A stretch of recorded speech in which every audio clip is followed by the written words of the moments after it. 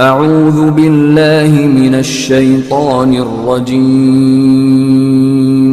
بسم اللہ الرحمن الرحیم من الشیطان الرجیم بسم اللہ الرحمن الرحیم رب اشرح لی صدری ویسر لی امری واحلل عقدۃ من لسانی یفقہوا قولی واجعل لی وزیرا من اہلی رب زدنی علما رب زدنی علما رب زدنی علما آمین۔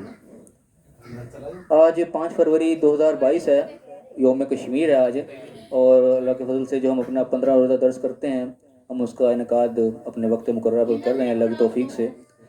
سورہ آل عمران ہماری چل رہی ہے، آیت نمبر ہم 189 تک ہم پڑھ چکے ہیں۔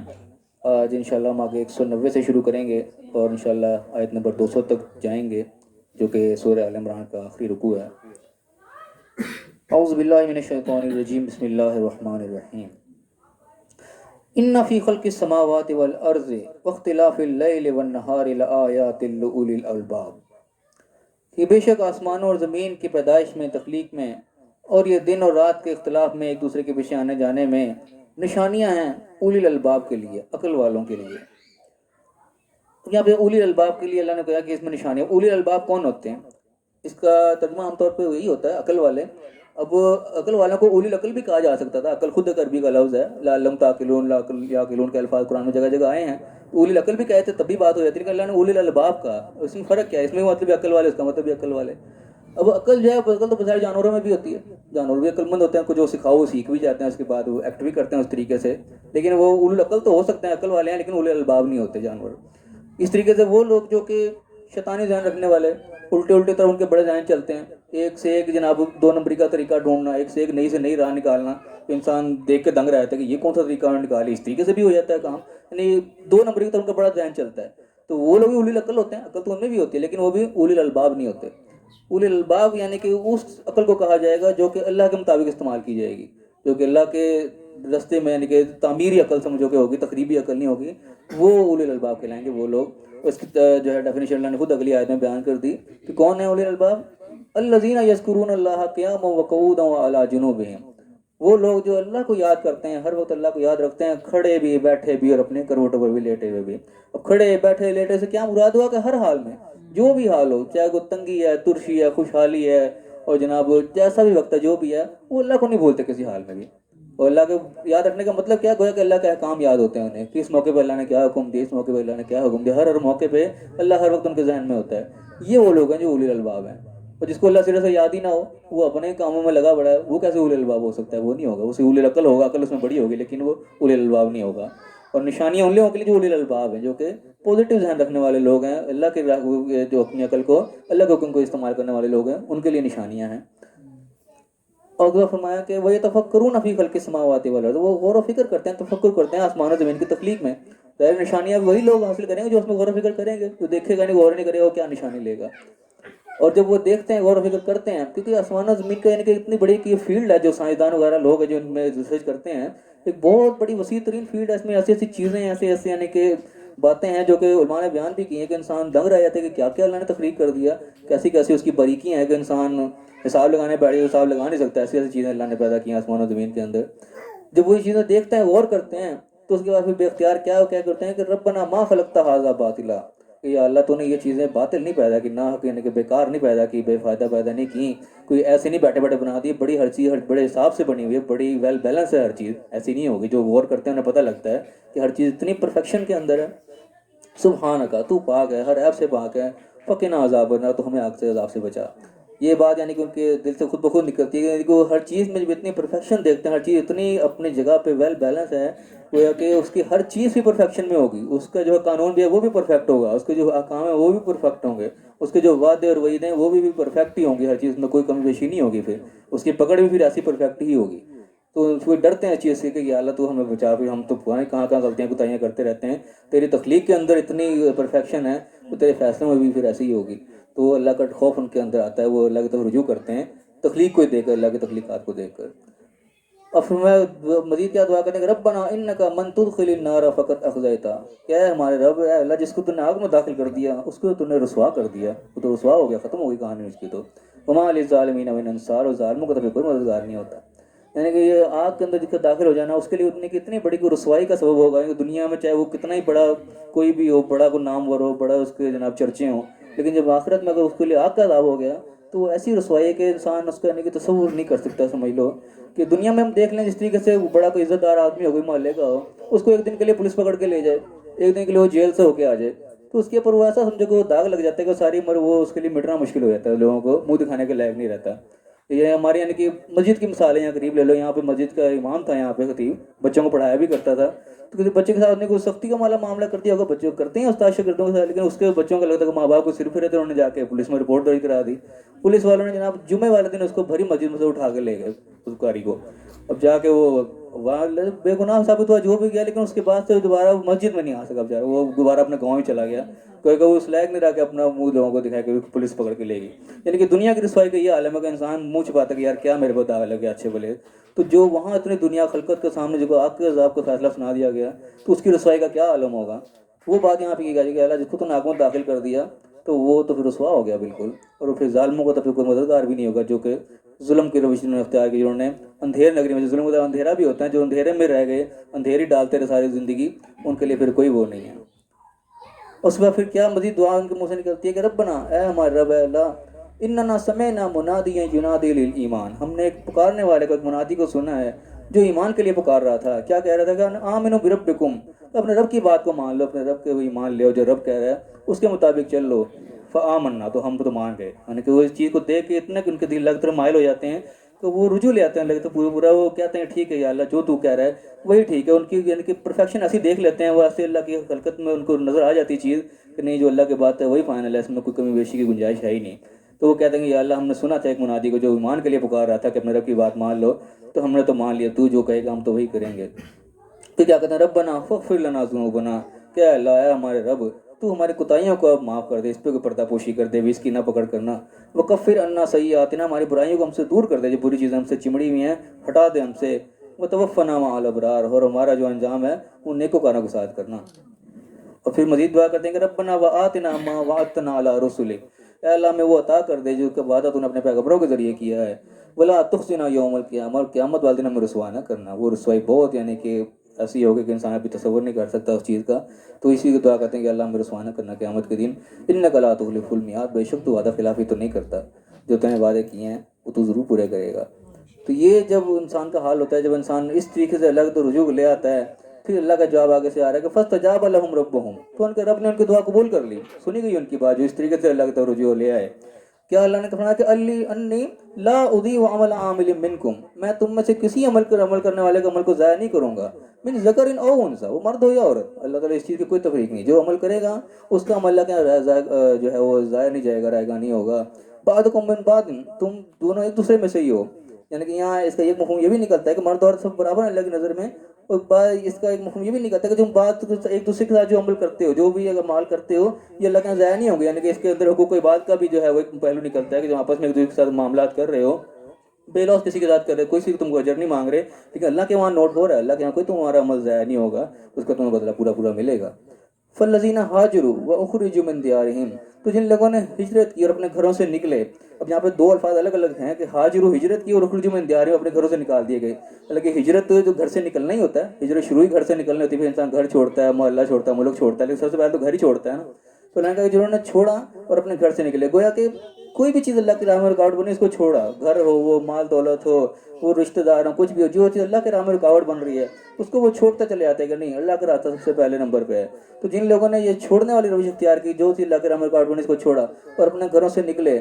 وَأُوذُوا فِي سَبِيلِي، اور میرے راستے میں ان کو تکلیف دی گئی، میری وجہ سے ان کو تکلیف دی گئی. وَقَاتَلُوا، اور وہ لڑے، یعنی کہ یہ نوبت یہاں تک آ گئی ان کو لڑنا پڑا. وَقُتِلُوا، اور مارے بھی گئے، ایسی کنڈیشن آ گئی کہ مرنے مارنے تک بات چلی گئی. لَأُكَفِّرَنَّ عَنْهُمْ سَيِّئَاتِهِمْ، میں ان کی برائیوں کو ان سے دور کر دوں گا، مٹا دوں گا. وَلَأُدْخِلَنَّهُمْ جَنَّاتٍ تَجْرِي مِن تَحْتِهَا الْأَنْهَارُ، ان کو جنتوں میں داخل کروں گا جن کے نیچے نہریں بہ رہی ہوں گی. ثوابا من عند اللہ، اللہ کے پاس سے وہ ثواب ہوگا، ایک بہت اچھا بدلہ ہوگا. واللہ عنده حسن الثواب، اور اللہ وہ ذات ہے اس کے بعد بہترین بدلہ ہے. اس کے بعد آگے فرمایا کہ لا یغرنک تقلب الذین کفروا فی البلاد، کہ تمہیں یہ لوگ جو کافر ہیں، ان کا یہ شہروں میں اس طریقے سے چلنا پھرنا، بار بار آنا جانا، ان کا یہ بڑی دنیا کی ترقی جو ہے یہ تمہیں کسی دھوکے میں نہ ڈال دے. یہ نہ سمجھنا کہ اللہ تعالیٰ ان کو بڑے سے راضی ہو گیا کہ بڑا یہ جناب ترقی کرتے چلے جا رہے ہیں، اللہ کے انکاری بھی ہیں پھر بھی جناب بڑے شہروں میں دندناتے پھر رہے ہیں. متاع قلیل، تو بہت تھوڑا سا فائدہ ہے. یعنی کہ جو انہوں نے بھی نیکیاں کر رکھی ہیں، جو خدمت خلق کر رہے ہیں، جو بھی کر رہے ہیں، ان کا بدلہ اللہ یہیں ان کو لوٹایا چلا جا رہا ہے. متاع قلیل، بہت تھوڑا سا فائدہ ہے. زندگی کتنی ہے، آج ختم آج کل ختم ہو جائے، بہت تھوڑا سا فائدہ ہے. ثم مأواہم جہنم، ان کا ٹھکانہ جہنم ہی ہے. جو اللہ کے انکاری ہیں، اللہ کے حکموں پہ ماننے والے نہیں ہیں، ان کا ٹھکانہ جہنم ہی ہے. دنیا میں چاہے تھوڑا سا فائدہ اللہ ان کو دے رہا ہے، ٹھیک ہے، وہ بے سلم ہے، اور بہت برا ٹھکانہ ہے کہ انجام ان کا برا ہی ہے. تو ان کے بارے میں یہ نہ سوچ لینا کہ شاید اللہ نے ان کو کوئی بڑا چھوٹ دے رکھی ہے، بڑا مال دولت، بڑے دنیا میں کامیاب ہیں. یہ بہت تھوڑا سا فائدہ ہے اللہ کے نزدیک. اور فرمایا کہ لیکن الذین اتقوا ربہم، لیکن وہ لوگ جو اللہ کا تقوی اختیار کرنے والے، اپنے رب سے ڈرنے والے، لہم جنات تجری من تحتها الانہار، ان کے لیے وہ جنت ہے جن کے نیچے نہریں بہ رہی ہیں، خالدین فیہا، اس میں وہ رہیں گے. نزل من عند اللہ، وہ اللہ کے یہاں ان کی مہمانی ہے. نزل اس چیز کو کہتے ہیں نا کہ جس طریقے سے ہم کسی کی دعوت کرتے ہیں نا، بڑی لمبی چوڑی کو دعوت کی ہو، جیسے مہمان جناب آتے ہیں گھر میں تو فوری طور پہ ان کے سامنے کوئی چائے پانی پیش کر دیں، بیٹھے ہیں جی بیٹھے ہیں، اچھا چائے پانی پلا دی، کوئی بسکٹ رکھ دیے، یہ وہ ہوتی مہمانداری. اس کو نزل کہا جاتا ہے عربی کے اندر. تو اللہ نے کہا کہ جنت ہے اس کو نزل کے طور پہ دے دی جائے گی، فوراً مہمانداری پیش کر دی جائے گی اس کے سامنے. وما عند اللہ خیر للابرار، جو اللہ کے پاس ہے وہ تو بہت بہتر ہے. یعنی کہ اس کا تو ہم شاید تصور بھی نہیں کر سکتے جو نعمتیں وہاں پہ ہوں گی. یہ جنت اور سارے کو یہ تو فوراً مہمانداری کے طور پہ حوالے کر دی، لو جی آپ کی ہے. اس کے بعد جو کچھ ملنا ہے اس کا تو ہم تصور بھی نہیں کر سکتے. وَإِنَّ مِنْ أَهْلِ الْكِتَابِ، یہاں تھوڑا سا اینڈ پہ جو اہل کتاب کو تذکرہ آیا کہ بے شک اہل کتاب میں سے بھی ایسے ہیں، لَمَن يُؤْمِنُ بِاللَّهِ، جو کہ اللہ پر ایمان لانے والے ہیں، اللہ کی بات کو ماننے والے ہیں. وَمَا أُنزِلَ إِلَيْكُمْ، جو کچھ تمہارے پر نازل ہوا ہے وہ بھی مانتے ہیں. یعنی کہ یہ اس کے انڈر میں آتے ہیں جس پہ اللہ کہتا ہے تعالوا کلمۃ سواء بیننا وبینکم، اس پہ آ جاؤ ہمارے تم میں برابر ہے.